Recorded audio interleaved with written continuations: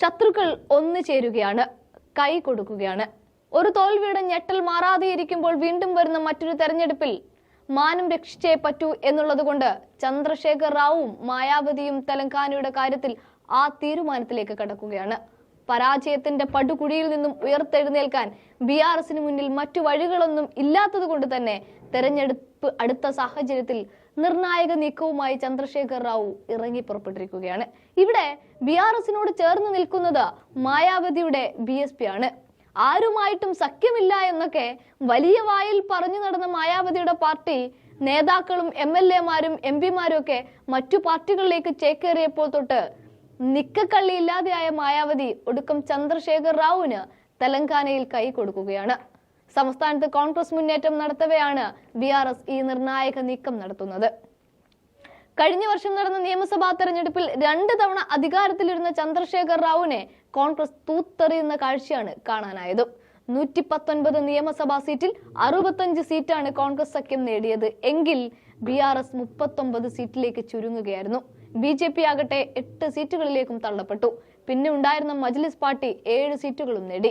ഇത്തരത്തിൽ തെലങ്കാന രൂപം കൊണ്ട അന്നു തൊട്ട് അധികാരത്തിലിരുന്ന BRSന്റെ തോൽവി ദയനീയമായ ഒന്ന് തന്നെയായിരുന്നു.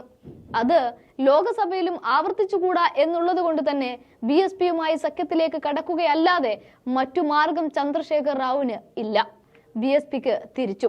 BRS അധ്യക്ഷനും മുൻ മുഖ്യമന്ത്രിയുമായ K ചന്ദ്രശേഖർ റാവുവും BSP തെലങ്കാന അധ്യക്ഷൻ RS പ്രവീൺ കുമാറും തമ്മിൽ നടന്ന ചർച്ചയ്ക്ക് ശേഷമായിരുന്നു ഈ സഖ്യ പ്രഖ്യാപനം. പ്രവീൺ കുമാർ നയിച്ച BSP പ്രതിനിധി സംഘം ഹൈദരാബാദ് നന്ദിഗറിലെ ചന്ദ്രശേഖർ റാവുവിന്റെ വസതിയിലേക്ക് എത്തുകയും ചെയ്തു. 1 മണിക്കൂറോളം നീണ്ടുനിന്ന ചർച്ചയിലാണ് ഒരുമിച്ച് മത്സരിക്കാമെന്ന ഒരു പൊതു തീരുമാനത്തിലേക്ക് ഇരു കൂട്ടരും എത്തുന്നത്. സീറ്റ് വിഭജനം വരും ചർച്ചകളിൽ നടക്കും. BRS മുതിർന്ന നേതാക്കളായ T ഹരീഷ് റാവു, വെമുല പ്രശാന്ത് റെഡ്ഡി, J സന്തോഷ് കുമാർ, ബൽക്ക സുമൻ എന്നീ നേതാക്കളും ചർച്ചയിൽ പങ്കെടുത്തിട്ടുണ്ടായിരുന്നു. ഇവിടെ മുൻ IAS ഉദ്യോഗസ്ഥനായ പ്രവീൺ കുമാർ സർവീസിൽ നിന്നും രാജിവെച്ച് BSPയിൽ ചേരുകയായിരുന്നു. മികച്ച ഉദ്യോഗസ്ഥനായി അറിയപ്പെട്ടിരുന്ന പ്രവീൺ കുമാർ BSPയിൽ എത്തിയതോടെ നിരവധി പേർ പാർട്ടിയിലേക്ക് ആകർഷിക്കപ്പെട്ടിരുന്നു. ഇന്നലെ വരെ ഒറ്റയ്ക്ക് എന്ന് പറഞ്ഞവരൊക്കെ ഇപ്പോൾ ആരുമായെങ്കിലുമൊക്കെ, ശത്രുക്കളാണെങ്കിലും പോട്ടെ, ആരെങ്കിലുമൊക്കെ ചേർന്ന് നിന്നേ പറ്റൂ എന്ന അവസ്ഥയിലേക്കാണ് കാര്യങ്ങൾ നീങ്ങുന്നത്.